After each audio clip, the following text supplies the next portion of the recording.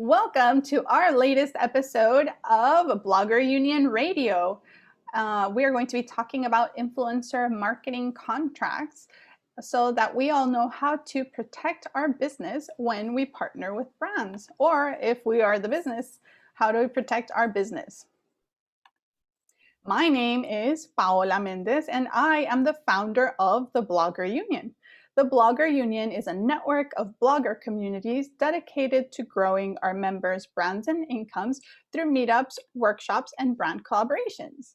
If you would like to become an official member and receive notifications for brand collaborations and local events in your area, go to thebloggerunion.com and click on Become a Member. It's free and easy, and you'll get to hang out with people in your area. And then my personal blog is Coral Gables Love. It's a travel blog about what to do in South Florida and my travel destinations. Okay, and our speaker today is Crystallace Fenn. And she is an attorney and blogger, and she has a legal boutique, which we will be checking out after the discussion. And you can follow her at Crystallace. Welcome, Crystal. Hi, thank you so much for having me. Hello, Blogger Union guys. Thanks so much for joining us this afternoon. Thank you so much for joining us today and sharing all of your legal expertise with all of us. Before we get started, would you mind telling us a little bit more about yourself? Sure. So I am a blogger first. I started blogging way back in undergrad when it was like the cool thing to do, just to have a blog and share your thoughts with the world. I kind of let my blog go through by the wayside as I matriculated through college and law school. And I picked it back up during my last year of law school when I kind of got excited about sharing the legal side of blogging and the blogging side of business, or the business side of blogging rather. And so I picked it back up, kind of rebrand my blog. And now that's mainly what I blog about these days is legal tips, business tips, and blogging tips. But because I'm a blogger at heart and I didn't get into the blogging business just to talk about blogging all the time, I still share some of who I am at my core. So you guys are going to find my favorite recipes, what's going on with my life, my travel experiences. So I am a lifestyle blogger at heart. So you get a little bit of everything with me, which I know it's kind of weird to say because, the main thing is always you hear niche down, but I have been able to, I love being a blogger. I love being a blogger and I love helping other bloggers. That's amazing. Something I forgot to mention is that Crystal is going to be is the chapter officer of the Atlanta bloggers, and they're going to be meeting in person there starting in just a couple of months. Yes, I am so excited. I was just telling Paola about how I relocated to Atlanta from Chicago for law school, and I've been here for a couple of years now. And everybody that I know is lawyers, and that can get boring all the time when blogging is really my favorite hobby. So I'm excited to get out here and really get this Atlanta community of bloggers together. Amazing. I am so looking forward to going to hang out with you guys once you're up and running. So Absolutely. let's get started. Crystal and I are going to have a discussion about the different things you should include in your influencer partnership contracts. But if you have any questions along the way, feel free to add your questions to the chat, because after a discussion, we will have a Q&A and I will scroll all the way up to make sure I did not miss your question. So feel free to add questions to the chat as we go. Alrighty, Crystal. So let's get started at the very beginning. Why is it important to have a contract for every partnership that you do as an influencer, or if you're a business working with influencers? So I tell people it's important to have them for the three main reasons. You want to protect your business and your brand, most importantly. You want to outline the terms of whatever it is, a kind of agreement that you're getting into. And then you want to manage expectations for both sides. So those are the three biggest reasons why you want to have a contract. And I can't stress the importance of it enough to have a written contract, regardless of the amount of compensation you may be receiving or whether it's a free product. You want to go into any partnership protecting your brand and protecting your blog on the outset. I love how you said that one of the three reasons is to manage expectations. And absolutely, I feel that if you have conversations and you don't have a final written document that lays out all of the deliverables on your side and all of the things that the business is going to provide for the partnership, there tends to be initial miscommunication, and odds are there are parties in this partnership that are not going to be happy with the results of the partnership. But when you have it all written out and laid out, then it is more likely that you can over deliver because expectations are on the table, and you write down exactly what you're supposed to do. So great. Okay. Absolutely, absolutely. And just to kind of double down on that manage expectations point, just for example, this is one thing that a lot of bloggers don't talk about, but it's something that I work with influencers. Let's just say, for example, they have a campaign that they want to run in a certain time period featuring kids. There are a lot of mom bloggers out here. Your kids might be away with a family member for the next couple of weeks, and they might want to have a strict deadline with that. So that's just one example of, managing expectations that people don't, it's usually not at the forefront of their heads. Usually the person on the other end is, a person sitting in the office and they're doing their job, they're working for a company, but you want to manage the expectations for you, your family, how long it's going to take you to record and actually put out the content. That is just so important. And so that just comes up a lot when I'm working with individual clients. So I just wanted to mention that. Absolutely. All right. So now let's get into the nitty gritty and let's talk about the different sections that you'll find in a contract, what they mean, and why you should include these specific sections in your contract. So let's get started with the first one. And it's usually called term. So, so the term of the contract is how long the contract is going to last. Is it going to be, does it have an expiration date? Is it going to be a renewable contract?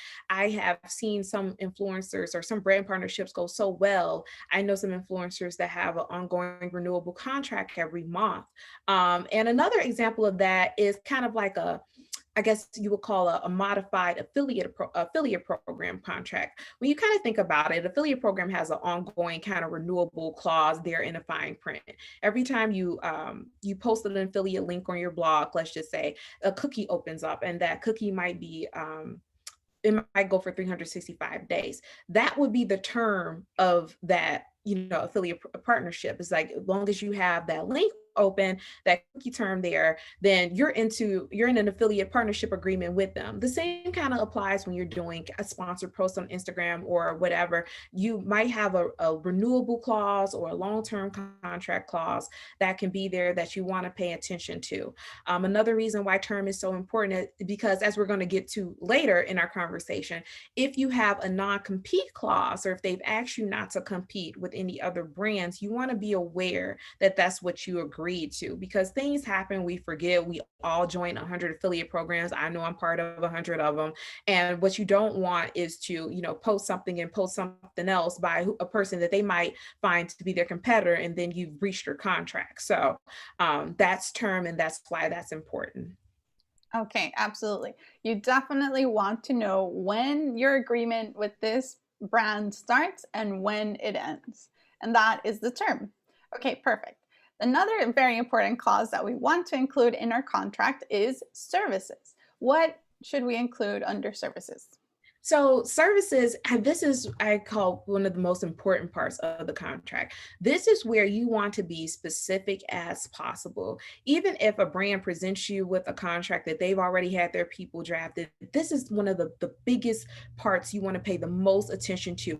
You want this to be specific as possible. Like, I can't stress this enough. If it's a blog post, you need to put the word count in there, like a 1,500 minimum blog post, 2,500 minimum word count.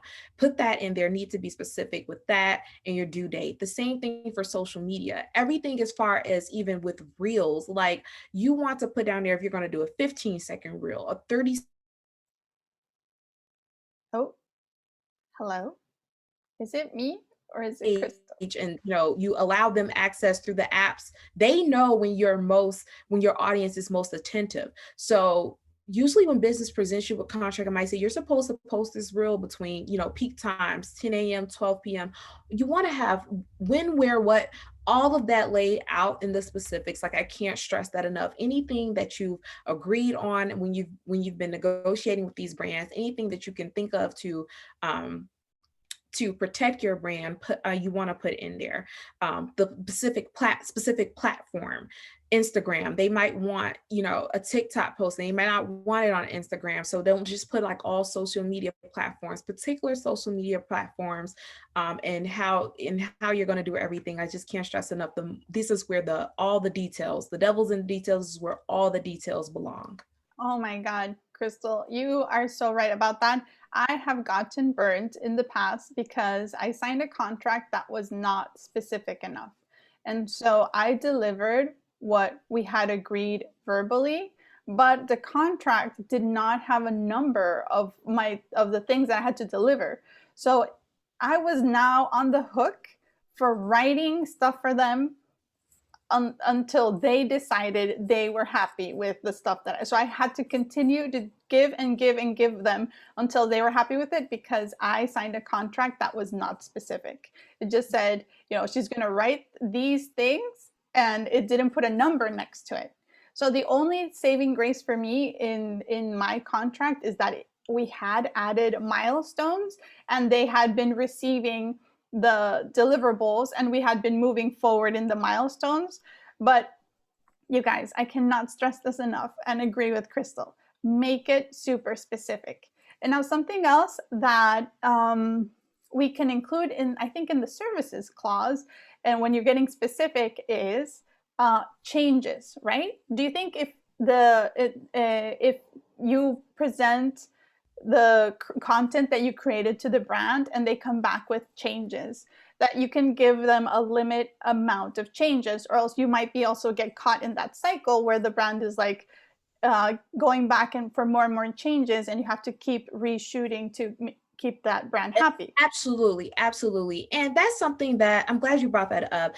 I personally would have thought of that as a big deal until I had a client that was a family of 8. She had 6 children, and 4 of her children were young, like under the age of 10. So she had these 5-figure brand partnerships. And if they didn't like something, or if a kid's face was frowning up when they taste that lollipop, they wanted to reshoot. And now it's like all of her kids were in sports. She was like, oh my God, I have to get all 6 of them back in their matching outfits, clean at the same time. It was a thing. And I personally can't relate. My lifestyle is different, but this is why, having that is so important. You want to have in there that you're going to submit a draft, especially when it comes to video content, but for written also. Don't just rush to post and say, here's your deliverables. Always, have in there, I'm going to send you a draft. If you want any changes, let me know within 48 hours, 72 hours. Your schedule. You want to lay it out there. And then, if they make some changes, to a second time to change. And that's standard when you're working with freelancers. I hire freelancers for a lot of work, and they allow me 2 edits. If you're not happy with the first set of revisions, a second set of revisions. After that, either we're not going to do this, or we're going to do this. And then that's when we move on to what we'll talk about later, and that's breach and cure. But yes, you don't want to get caught in that cycle of do you like me now, do you like me now, do you like me now? No, like, you're putting your best foot forward, and everybody's time is valuable here. So that's something that you really want to lay out in the specifics, is deliverables and revisions. Perfect. So and also, if you get caught in that cycle of revisions, then it's great to have in your contract stated out that, okay, if you have 3 revisions to whatever content I create, and then after that, either we don't move forward, or you start paying me an hourly rate for whatever changes. That way, that usually takes their foot off the pedal in terms of revisions, because now there's an extra cost to the revisions. So now they are more likely to be happy with what you create. Okay. The next clause that we want to include in a contract is our favorite clause, and it's compensation. What should we include in clause? I know it's my favorite clause. So compensation, obviously, this is one of the reasons why you want to have one in the first place. Again, this is the perfect time to reiterate what your deliverables are and how you expect to be compensated. A lot of what I'm starting to see, a lot of these brand sponsorships, because this business is starting to boom, is there's a lot of different ways people are being compensated. There's product, of course, and there's money, there's discount on services, there's a free stay if you're a travel blogger, there's a commission, there's a percentage of sales if they're going to use it for ad revenue, there's all types of things. And so this is what you guys agree to, and you want to make sure that this is laid out as far as when you can expect to be paid. If you want to be paid in 30 days, quarterly, you need to lay it out there who they're supposed to pay, especially if your brand is structured as a business, which I highly recommend that you are if you aren't done so already. But make sure they're not sending payment to you, but sending payment to your corporation or your LLC. 1099s, when you can expect those. PayPal, are they going to send you a check? Is it going to be all that, all those things you want to have, laid out so that you have grounds to stand on. Another reason why I'm hired or not hired, believe it or not, guys, is because brands don't pay. Like, who would believe it? Like, brands don't pay. And the reason why is because I know you guys have probably noticed, because we all are joining like these apps and these third party influencer, I guess, the middleman people that we all have to see so we can get the campaigns. Because again, I'm a blogger like you, so I do it too. And sometimes these are startup companies that people are running. They don't have offices, they're not big booming businesses. They're platforms that want to grow just like everybody else. And sometimes their legal ducks aren't in a row. And a lot of times when I am being retained by clients, that's usually who I find out who I'm working with. And so they're waiting till they get paid for the brand for doing their services before they can pay you. Not gonna fly. You cannot wait on that. That is why it's so important to put the payment date and deadline in there. You want to think like, oh, Jiffy is a big peanut butter company. They're gonna pay me on time. They have it. They're multi-million-dollar. Well, Jiffy may have, hired ABC social media to put it out there, and they're a startup company and they're running on a tight budget, and they're waiting for Jiffy to pay their annual invoice before they can pay you. So you want to have that set up there. Don't just take for granted because the brand that you're representing is going to just keep their word and pay you. Have it in a contract. Absolutely. And those conversations about how you're going to get paid is really down to negotiation. So the brands are going to want to get you to come on board for the partnership for the least amount of compensation. And they usually want to try to pay you in a way where it benefits them the most. So we're starting to see what is called net terms, which means, let's say a net 30 means that after you deliver all of your content and publish it, 30 days after that, you will receive payment from the brand. There's net 45, means 45 after everything is completed in the contract, you're going to get paid. So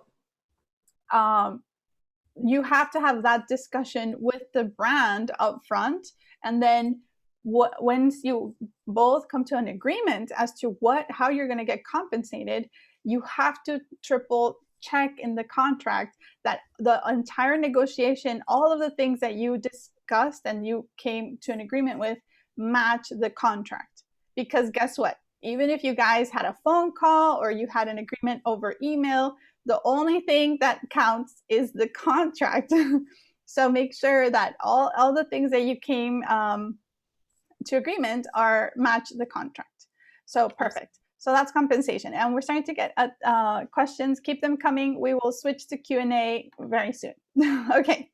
So there are other clauses that are not as fun, but let's talk about them really quickly so that we know why we should include these in our agreements. What is the clause of obligation of the parties? Well, obligations of the parties is basically just kind of reiterates deliverables. I have an obligation to give you A, B, and C, and you have an obligation to pay me on this date for A, B, and C. So it kind of just makes it, nitty gritty what each party is responsible for doing. Okay, perfect. Moving on to the next boring clause. Representation and warranties. What is that?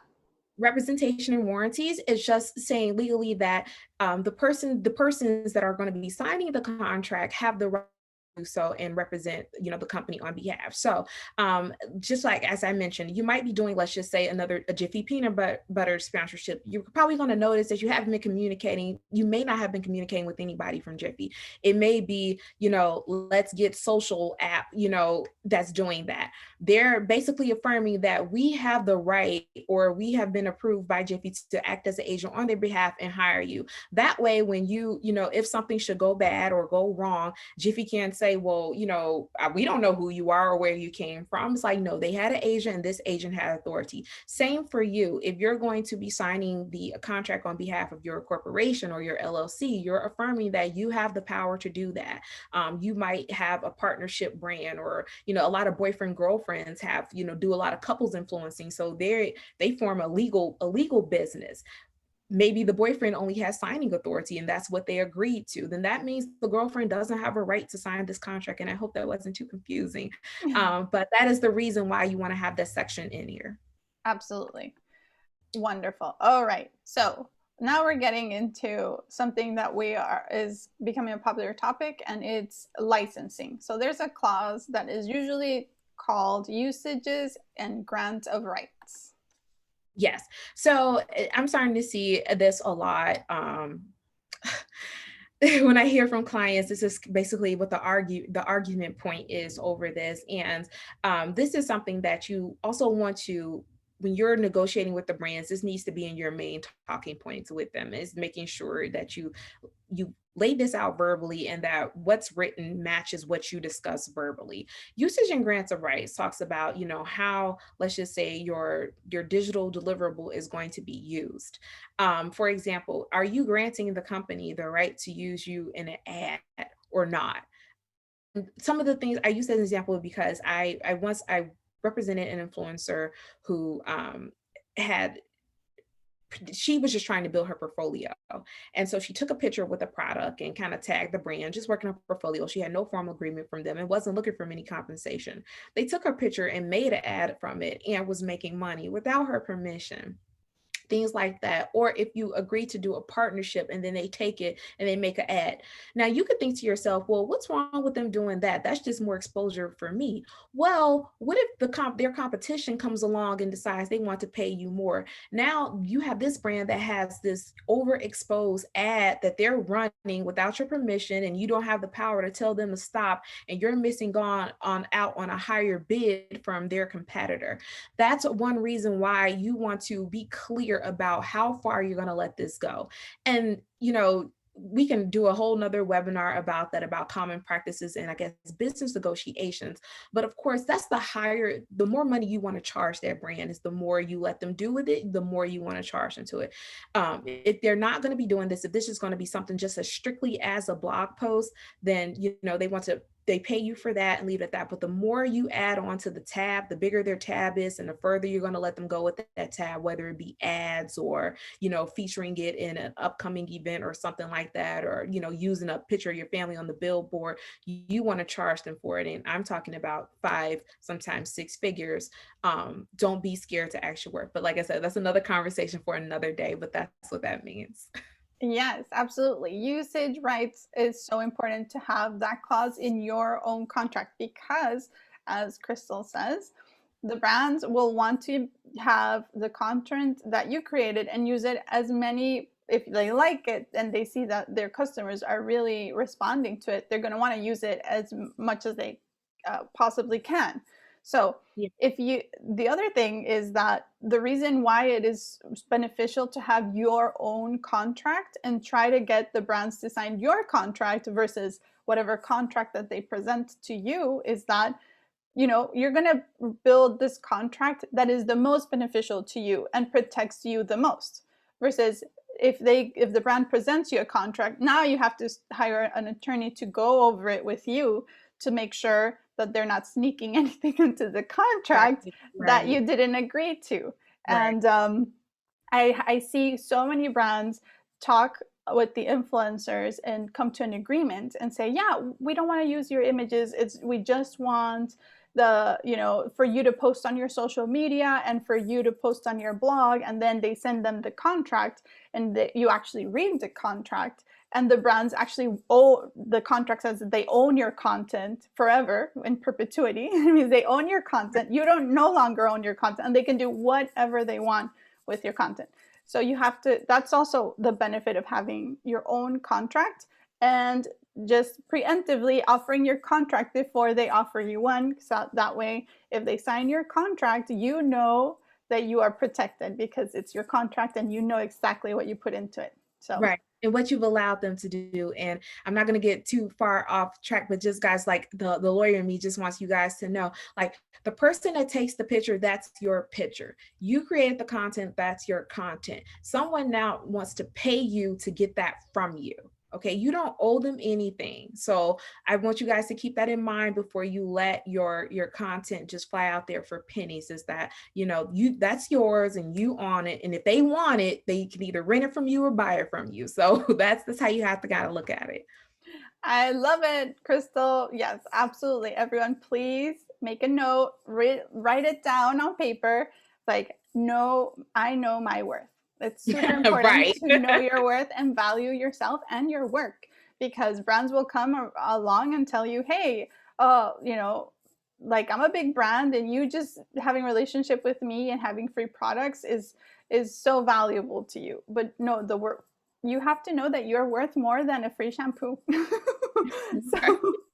so, all right. Then the next cause that we want to discuss is disclosure of the FTC disclosure.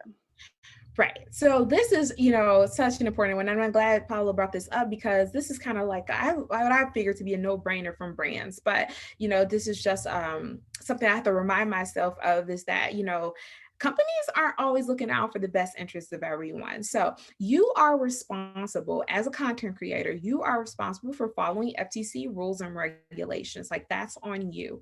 Brands are going to ask you, I've seen it, they will ask you to, they want it to make it look organic, or your engagement won't get so much if you tag paid partnership or whatever. And I see it sometimes. I know that it's tempting, because for whatever reason, algorithms might play around if you post certain hashtags, or let your audience know that it's a paid partnership.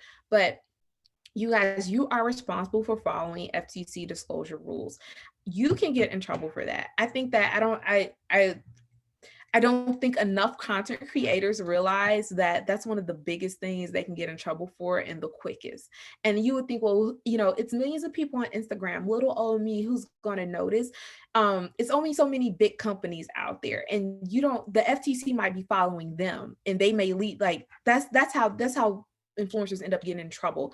It's not usually because the feds know who you are. It's because they're looking at that company for doing something shady, and they're following down, where their bad practices are getting to. And so you want to be aware of that. There have been lawsuits with the FTC disclosure. I always reference the first one. If you guys haven't seen it already, there is this documentary on Netflix called The Fire Festival. And it is very exciting. It's about the big fire fest that never happened a couple of years ago. I know you guys remember seeing it on Twitter or whatever, but that was kind of like the landmarking or the breaking lawsuits that, that first hit the waves as far as influencers getting sued. They sued Kylie Jenner and a couple of other big name models because were not putting that they were being paid for, enticing other people to attend this certain thing without following FTC disclosure. So that's, I think that was around 2015 or 2016. That's when the FTC did this major push to let the public know about their guidelines. And ignorance of the law is still breaking the law. Like, there's no excuse to breaking the law, you guys. So you are responsible to that. And I wrote a pretty lengthy blog post on the topic.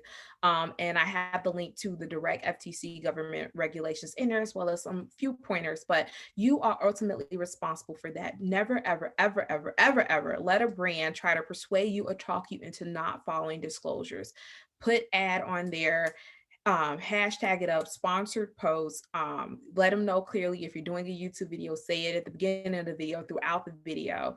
You need to let your audience know that, this is being sponsored either by payment or by partnership. Wonderful. So the reason we are adding it, because usually when you work with a brand, the brand puts in that you need to do disclosure of the FTC because they're trying to protect themselves, that you Yeah. do a paid ad and you don't put the disclosure and then they're in trouble. But the Yeah. reason we're adding it on our side is also because some brands try to be sneaky and try to convince you to not put that in your posts, that you're getting paid for it. And so when you put it in the contract, it sets the expectations, as we discussed from the beginning of this webinar. They know you're going to do the disclosure and everyone is on the same page. Absolutely. Wonderful. Okay, so we are going to talk about one more clause, and we are going to jump to the Q&A section. So if you have any questions, make sure you add them to the chat. And the last section we're going to discuss is breach cure. Yes. So breach cure is a contract. Every contract you have a breach cure section, but that talks about what happens in case of one of the parties breach a contract, meaning that you didn't hold up your end of the bargain, that you couldn't do what you were supposed to do, or you just chose not to. What a breach cure section does is give you the opportunity to make things right. And it's just like, okay, so let's just say, worst case scenario, um, you did your deliverables, you did your revisions, and they still say that you didn't meet the terms of the agreement, and they want to withhold payment for you. Breach cure is kind of like a last Hail Mary. It's like, okay, we have 15 days to work this out, or else, some lawyers are going to get involved. Like, what do you need me to do? Or, what kind of agreement are you guys going to come into before we have to get other people involved? So that's what the breach cure is for. Same thing if they're late with your payment, for example. 30 days have came and went, and you don't have your payment. Like your breach. So you have 15 days to make payment before, we get other lawyers involved, or, interest accumulates or something like that. So that's what a breach cure clause is for in the contract. And so, yeah, I think that's it. I know one more section I wanted to mention was a non-compete clause, and to pay attention to that. The reason why you want to pay attention to that, guys, is because some brands might be very specific about working with their competitors and how many days you need in between elapse before you work with their competitors. And so that's something that you want to pay attention to, because you don't want a reason for them not to pay you. You've essentially breached if you do that. So if you do Jiffy peanut butter or whatever for, they might say we need 90 days before you work with any of our competitors, or 90 days and 12 more posts on your Instagram feed before, you show your audience. I've seen it all.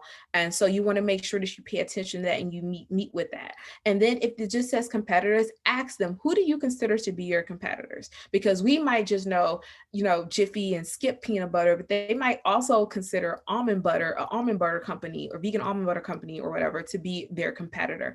Make sure that you spell that out. That's something that I'm starting to come across now, is that competitors now becoming a gray area. So that's just the last tidbit I wanted to give you guys. Absolutely. Sometimes the non-complete clause is also for an entire industry. So you want to be sure the non-compete clause, right? If you agree to not work with another business during a specific period of time because this brand paid you to, that you are compensated for the business that you probably would have lost, right? So like, let's say this Jiffy brand doesn't want you to work with any other peanut butters, and this I don't know, what's another, Peter Pan peanut butter, Yeah, Peter Pan and Skippy. wants to knock on your door and pay you $5,000 that same month that they wanted you, right? So you might have lost out on those $5,000. So when you agree to a non-compete clause, make sure that you say, well, we agreed to these deliverables, but because you added a non-compete, this makes the price this much more expensive. So you have to increase, well, you don't have to, but I recommend you increase your prices when you do a non-compete, because I'm sorry. because you're limiting yourself with other potential brands that you can work with. Go ahead, Crystal. No, and I just wanted to really add to that. Honestly, guys, by the time you get to that point, you probably want to get a lawyer involved, because now we're talking, 5-figure ranges. Seriously, if you're going to agree for brand exclusivity, meaning that you won't work with anybody else in the industry, let's just say, for example, you're a food blogger, and every time you're cooking, you're doing cephalon pots, and you enter into this, they want exclusivity. Never again can you post Le Creuset or Cuisinart ever on your page for, the next 5-7 years or whatever.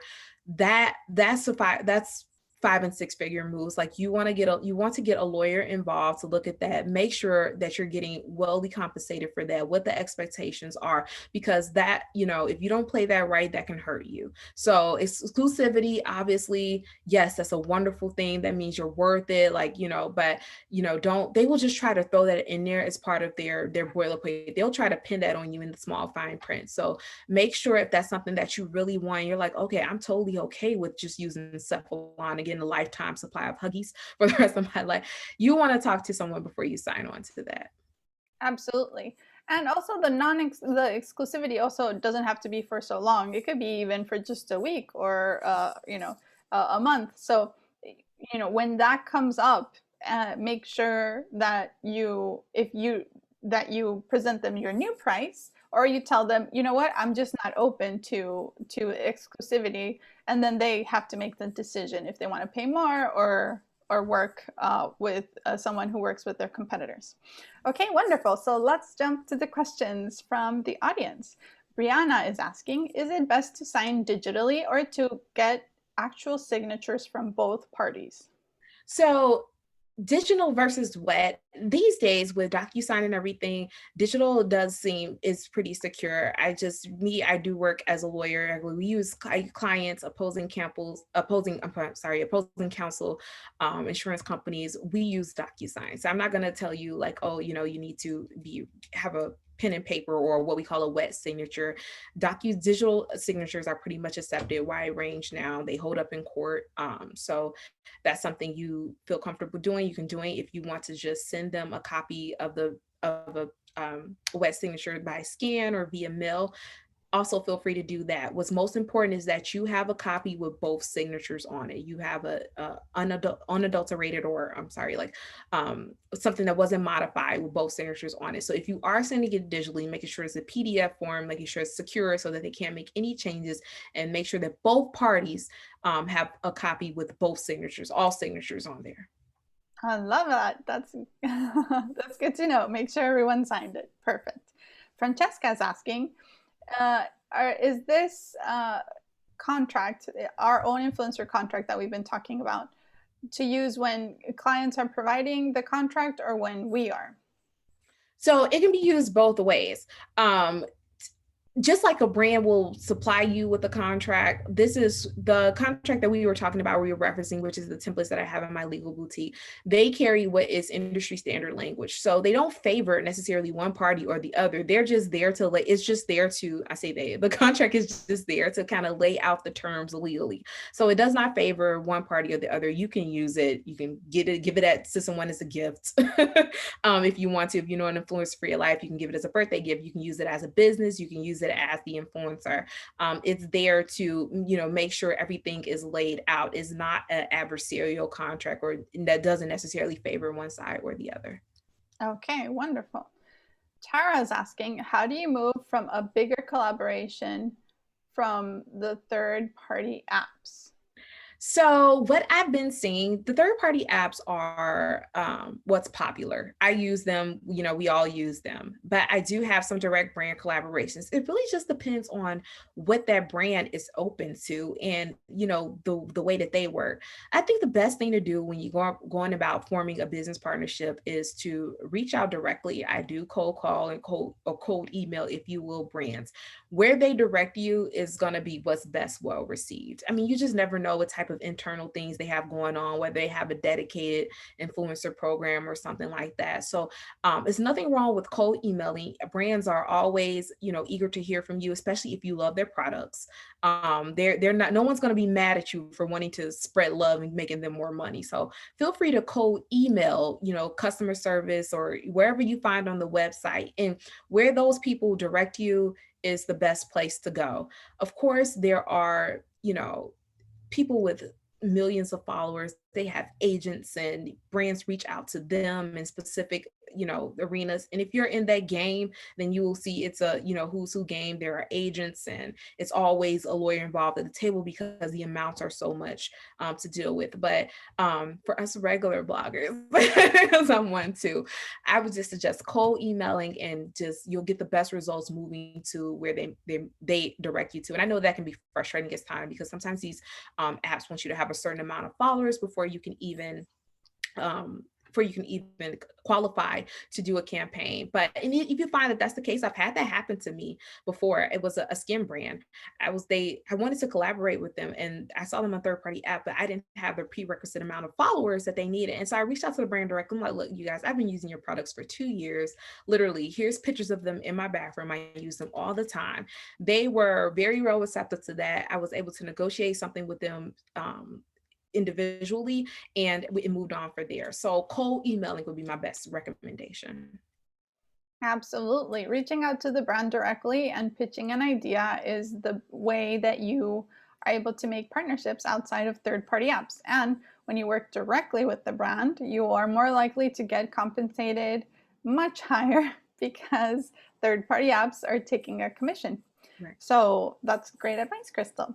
Rahaf is asking, how do I find third party apps to help finding collaborations?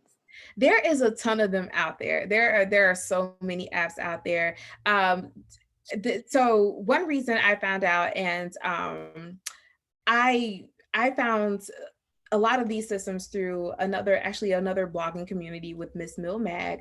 But that is just the way to, I guess, find out about things, is to make friends and find them out through other blogging communities. A lot of things, for example, like the Blogger Union, when you have a bigger community like that, they're going to know people who's who, and then you're going to find, make a friend, and the friends will tell you. That's how I found out about a lot of them, honestly, is that other people saw them and was like, I think this will be great for you. I think this will be great for you. And they were sending me links or emails or just sharing their collabs. I also have reached out to other people that I follow on Instagram, like, hey, how did you get that? Or who do I need to talk to get that? So that's the best way to do it. If they're not already reaching out to you, just make a friend and ask. I mean, there's enough to share out here. Some people will be stingy with information. I'm not one of those people, and I've been thankful enough to have people that were willing to share with me. So I try to pass it on. That's a great idea. And we're all about kind collaboration here, as you guys know. So if someone knocks on your door asking for a contact, maybe you can ask them for a contact back, and you both get something out of it and share the wealth instead of seeing each other as competition. Brianna has a great question, and she's asking, is it important to have representation? How can we reach you? Well, Brianna, that depends on how comfortable you feel signing contracts. To be honest, from the contracts that I see out there that, don't involve a small amount, or there's not a lot of at stake, I want people to do them on their own. Like, sign them on their own, look at them on your own, and teach yourself. Like, I'm all about, kind of, DIYing things, teach yourself. Um, Feel free to look up clauses, Google them, see what they mean. Now, if you just don't feel comfortable, if you feel like you're getting a bad vibe from a brand, or if they're, not talking to you right, or if there's bigger amounts involved, then that's when you might want to get representation. If you're working with an overseas brand or something like that, that may be a point where you want to get more representation going in. I have clients that have, they work with, let's just say, 10 brands a month. They'll do about 8 of them on their own, but when it's some 5-figure amounts involved, they'll call me, just because a lot more is at stake, and they want to make sure that they're squaring everything away correct. Yes, feel free to reach me. I am available by email. I do practice as a full-time attorney, but contract law can be very specific by state, depending on the contract that the brand may have presented you by us. But I do have a network of attorneys that I kind of will quarterback people over to if I'm not able to help you, or if I feel like I'm not well abreast with what's going on in that state to advise on that, then I'll do that. But most contracts, most affiliate programs, feel free to read those over, because just to be honest, like, if you're getting compensated $100, $200, it's not worth the legal fees. Like I said, once you step into the higher 4-figure, 5-figure arena, it would be wise to have a lawyer on your side, just because they more than likely, a brand has called in their lawyers and their big shots, because it's more money at stake. So That's just my honest opinion on that. Okay, wonderful. That's a great rule. The four-figure contracts is when you can start thinking about looking for a lawyer to help you out. Yeah, Okay, absolutely. And I was just gonna say, like a lot of lawyers are what I'm now starting to see is a lot of my colleagues are having like membership programs. So, if you're doing this regularly and you're coming out, you're walking home with four figures every month for like $100 a month or so, they'll review so many contracts for you a month, like 2 to 3 or something. I'm thinking about doing that myself. So finding someone who this is what they do all the time that you can nurture a relationship would be cost beneficial. wonderful. Now is asking, so what do you do with usage rights if someone does that without your permission? So that's when it's time to get a lawyer involved. Just from my experience, I've seen brands do this and they try to kind of smooth it over when the influencer brings it to their attention. They'll write a check later or say, oh, we'll give you, a year full of free products or this and that. And to be honest, guys, everybody's situation is different. I've known influencers to say, I'll just take the check. Yeah, I know they were wrong, but I'll just take the check or I'll just take the product. That's up to you. But if you want to call in the big dogs, we're here. We're here. So that's just, I guess that's just the nature of it. You can either take someone's apology and what they offer you, or you can, kind of force them to kind of get down on their knees because they're in the wrong. But just from my experience, I have seen influencers just kind of want to say, just be out of sake of keeping the relationship, or knowing that these third parties kind of work with so many brands, they don't want to put a bad taste in their mouth. They'll usually just kind of take the apology and what they're offering. So that's usually how that's done. If you feel like they're not offering enough, they'll say, well, can you add on a few hundred more, a couple of thousand more, or even more product? They kind of end up, most of the times they end up working it out by themselves. Okay. Rahaf is asking, should I get a lawyer to write my contract or should I look for samples online and write my own? That's a great question. So I'm a lawyer. And I took the liberty of drafting these contract templates, what I have for sale on my legal boutique. And the reason why I did that is because I wanted to help everyday people like you. You if you're asking, like, you're not a lawyer, you don't have a law degree, it might be a little complicated for you to try to write something on your own, and I don't advise doing that. But I also do know that lawyers can be expensive and they can take time and they can cost thousands of dollars. So that's why I came with my kind of little sweet spot of my legal boutique, where I have contract templates ready to go, easy to download, and you can reuse them as many times as you need. You just fill them out with the particulars pertaining to you. Like, for example, you want this contract to be governed by the laws in the state of where your state is, and your name, the name of your business, what your deliverables are.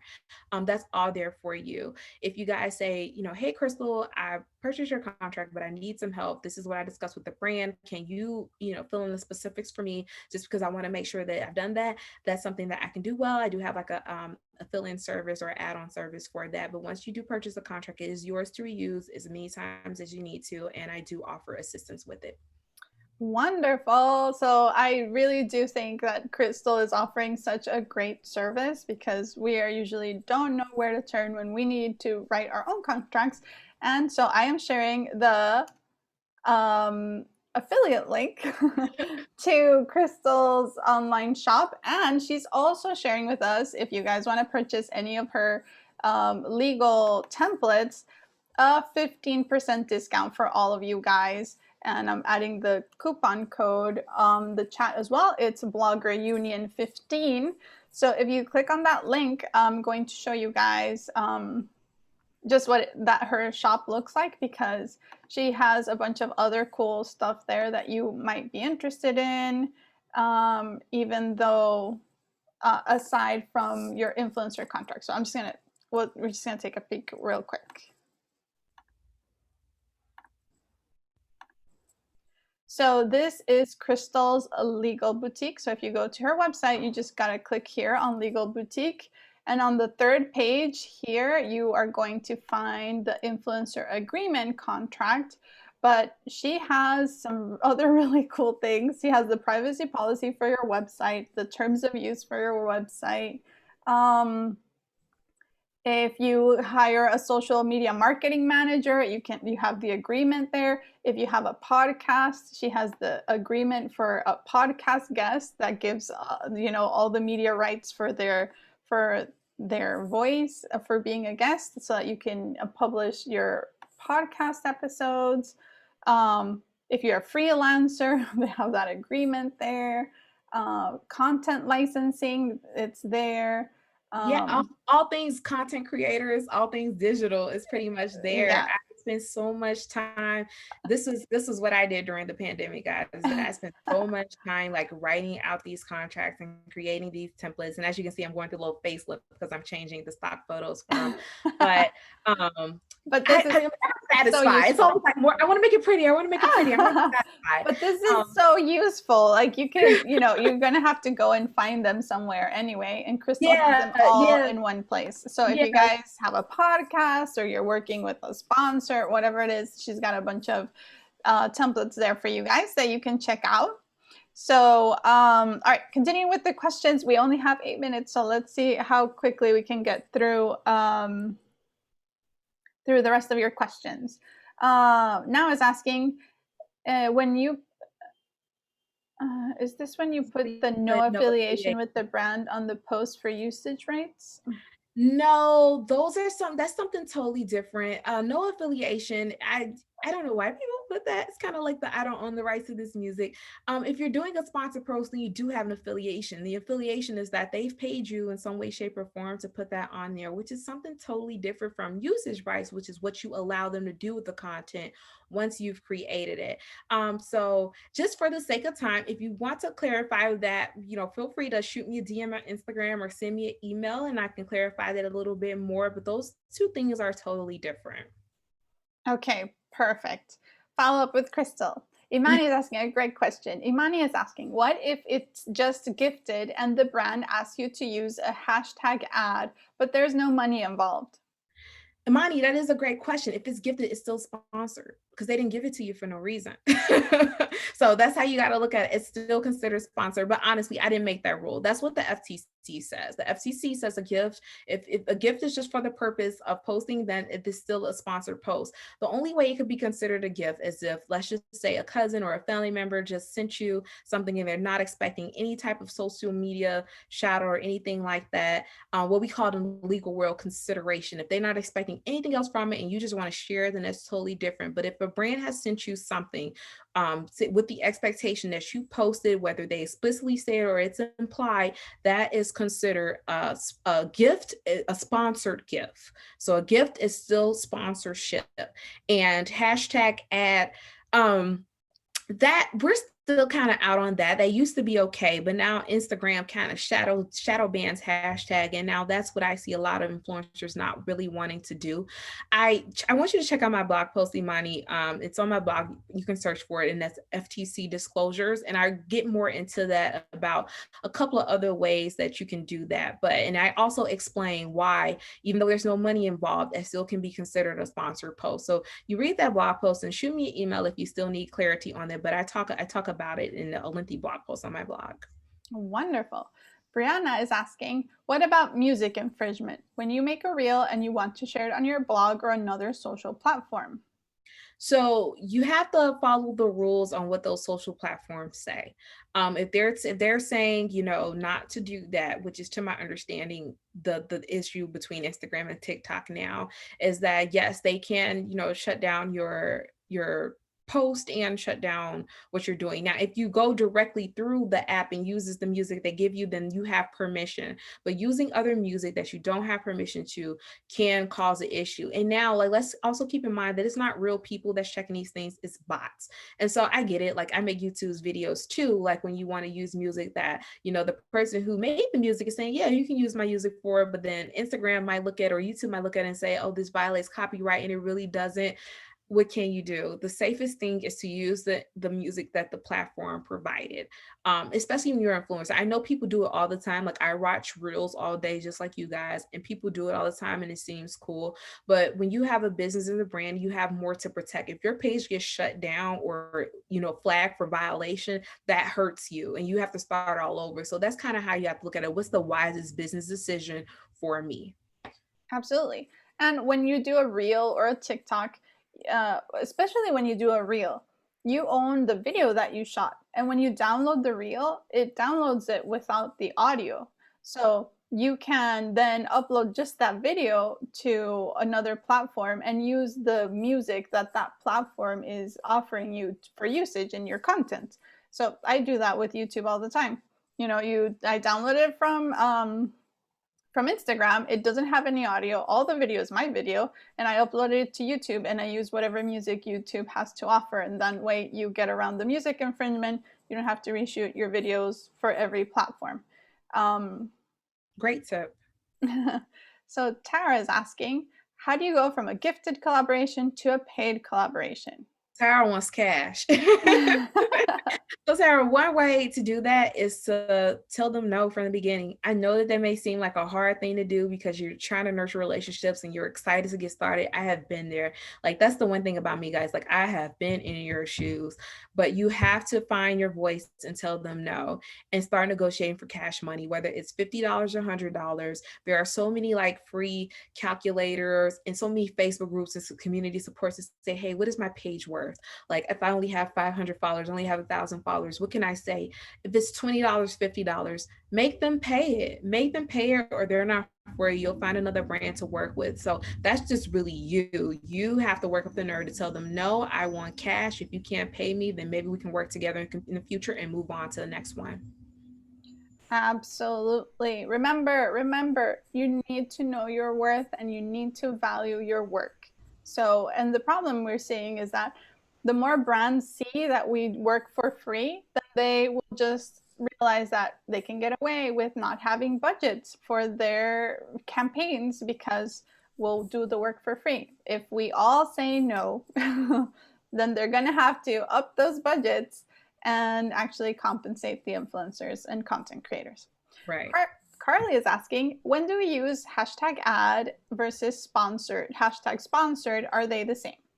So no, they're not the same. Sometimes people use them interchangeably, and that's nothing the same. But technically, what a sponsorship is that someone is gifting you with something or for a chance for you to mention them. So if you think about sponsorship in the traditional ways, I know sometimes you might have been to a gala or an event and they say, well, this was brought to you by today's sponsor, which is, Johnson and Johnson.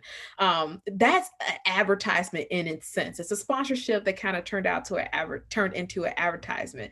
They sponsor you with the purposes of it being an ad. And so that's kind of like the technical difference between them. Sometimes it's okay to use both, but you want to make sure that you're either using one or the other.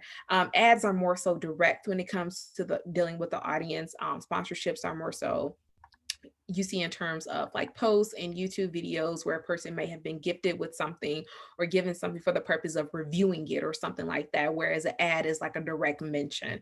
Either way, they both do deserve and need and require FCC disclosures with them. So if you're not sure about which one to use both. Okay, wonderful.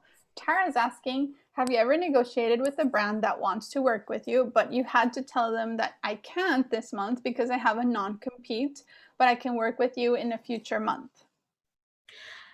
Does that put it okay? So personally, I have not, but I have dealt with clients who have come across that. Usually, brands are okay with that. They usually know they've done their homework by the time they're in negotiations. They've looked at your page, believe it or not, whether they said it or not. They're not entering into this partnership blindly. They've looked at you and they know what you're doing. And there may be a reason why they want your audience is because they like competition. Usually across the street from McDonald's, you see Burger King. So that's an old school type of marketing thing, is to get in front of the competition. And so you just tell them like, hey, I have planned out, if you want to say it without saying it in a obvious way, you can say, hey, I already have my content planned out for the next 30, 60 days. I would love to work with you on this campaign. It would be great. Can it be great if we start September 1st? That's a good way to put a spin on that. That is brilliant. Okay, Rahaf is asking, what kind of lawyer should we hire? So these days you want someone that deals in contract in contract reviewing. I see a lot of my colleagues now have gone into the niche of just working with influencers because it's become such a booming business and such a demanding business. There are a couple of lawyers out there who are influencers themselves, started off as influencers, and use that law degree to now help other influencers. There are other lawyers I know that work as YouTube managers. There are lawyers like myself who specifically look at bloggers because I was a blogger. But you want to look at someone who can relate to what you're going through. And the business, if you will, that has a knowledge of the business. So someone that's has contract review experience, but also that's relatable. What are they in the influencer world? Are they in the blogger world? What's their experience? Do they know how this usually works? Because don't get me wrong, there are a lot of my colleagues who are great and probably at the top of the game when it comes to legal experience and work for some very reputable firms. But if they're out of touch with what's going on digitally, they may not be the best fit for you. Absolutely. So let's continue. We'll take one more question because we have run out of time. Thank you guys. We have so many questions. We are going to have Crystal back so we can continue to answer all of your questions, you guys. So let's see. Angela is asking, what's your website and email address? Oh, my website and email address. I'll type it in there for you. Let me see here. Crystallace.com and hello at my old domain here. So make sure you reach out to Crystal with all of your questions. Thank you so much, Crystal, for taking the time to join us today. Here, let me read out your email for whoever is listening to us on the podcast.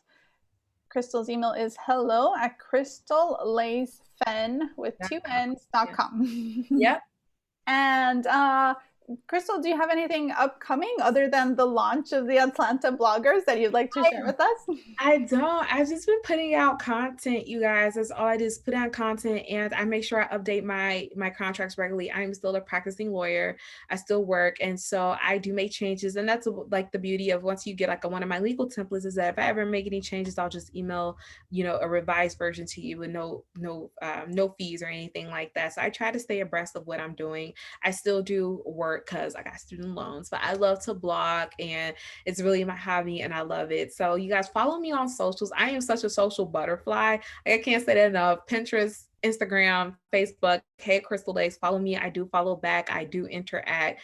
And you guys will catch some great tips with me being silly. I just started getting to reels and doing my little legal tips on reels now. So the questions that you guys are asking, great questions. I actually get them all the time. So I'm trying to address them in socials now so that you guys can have them and share them with your community. And I just like putting out content. So I'm almost at like 100 blog posts. And so yeah, guys, sign up, subscribe, follow me. That's all I can say. I'll be in your face. That's wonderful. Thanks again, Crystal, for joining us here today. And thank you, everyone, for being such an engaged audience. And I'm so sorry we didn't get to answer all of your questions, but we are going to have our next webinar next week, and it's going to be about the different ways that you can monetize your brand as a content creator and influencer. So make sure you join us to that as well. And if you were not able to catch this entire episode, make sure you can catch the replay at the Blogger Union Radio. The podcast episodes are available on Apple Podcasts, Google Podcasts, Spotify, and all your favorite platforms. I'll see you guys next week. Bye, guys. Thank you so much for having me. Have a good one. Bye.